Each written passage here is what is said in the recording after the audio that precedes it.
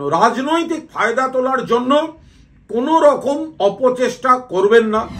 আর কিছুক্ষণ পরেই নেতাজি ইন্ডোর স্টেডিয়ামে বিজেপির সভায় ভাষণ দেবেন স্বরাষ্ট্রমন্ত্রী অমিত শাহ।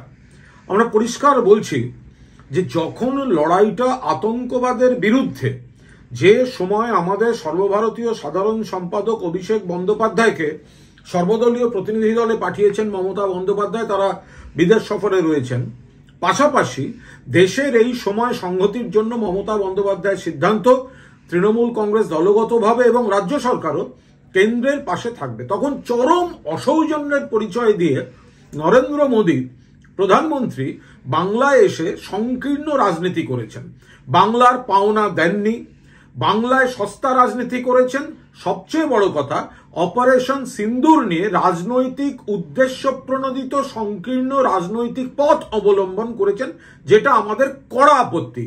অমিত শাহ কিছুক্ষণের মধ্যেই ভাষণ দেবেন।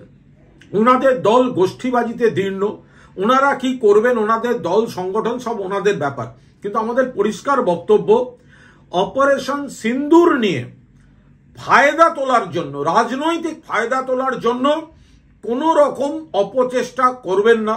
2, বাংলার যে বকেয়া সেগুলো বাংলাকে অবিলম্বে কেন্দ্রীয় সরকার দিয়ে দিক। এবং 3, মমতা বন্দ্যোপাধ্যায় দেশের স্বার্থে যে সৌজন্যের রাজনীতিটা এই সময়ে দেখেছেন, পহেলগাঁওয়ের পরের যে সময়টা, আপনারাও দয়া করে সেই সৌজন্যটা অন্তত তো দেখাবেন। তার বদলে আপনারা যেটা করছেন তাতে বাংলার মানুষ সিদ্ধান্ত নিয়েছেন যে আপনারা যতবার আসবেন তত এটা প্রতিষ্ঠিত হবে যে বাংলাকে আপনারা উপকার কিছু করেন না, শুধুমাত্র ভেদাভেদের রাজনীতি আর কুৎসার জন্য আসছেন। আপনারা যতবার আসবেন খালি হাতে আসবেন, আর বাংলার মানুষও আপনাদের খালি হাতে ফিরিয়ে দেবেন।